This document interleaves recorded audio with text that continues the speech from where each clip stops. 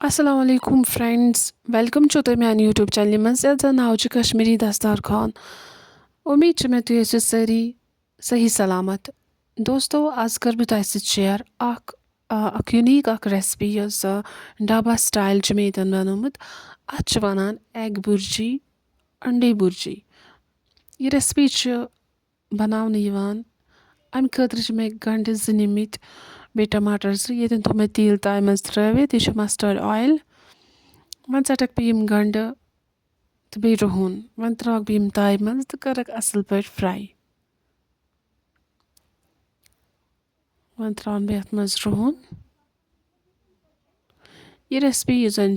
यम सन बई बेनिश हॉस्टलन मज रोजान या अलग कुन जाय रूमस मज रोजान रेंटस पे स्टडी हिंद पर्पस खतर या जॉब कि पर्पस खतर तम हेकन यह रेसिपी बन जल्दी जल्दी तिकाज तम तूत टाइम आसान कह अत रेसिपी सिर्फ 10 मिनट लगान बनानस और यह ज़्यादा टेस्टी रेसिपी आसान वन ये गंडन हुंद रंग तब्दील गस थोड़ा तम पे मसाल ऐड कर ये गोल्डन ब्राउन गस कलर पे मसाल कर लाइक मर्चवांगन यम जन मर्चवांगन कर मे अत मज ऐड लकट 2 चमचह वन करन बह अत मज ऐड लिदर करन ऐड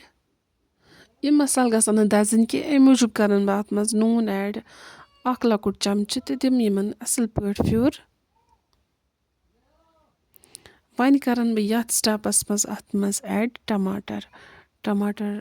जूस यह बनो मे हैंड मिक्सर मज यथ मज हेकान असल पे पेस्ट बनित यथ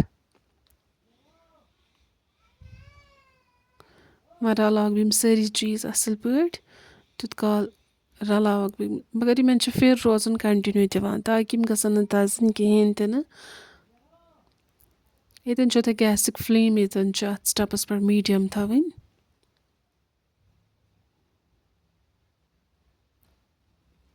वन रल यम सारी चीज़ असल पे तुम वो वन गो अत कलर बिल्कुल चेंज तो अमिक वाटर कंटेंट ये कम गम टमाटर वाटर कंटेंट पे एक्स्ट्रा वाटर सह ऐड कर थोड़ा सा ही ज़्यादा तो कह वन करन बह अत मज ऐड होच मेथ यानी कि फेनुग्रीक लीव्स कर बह अत मज ऐड वन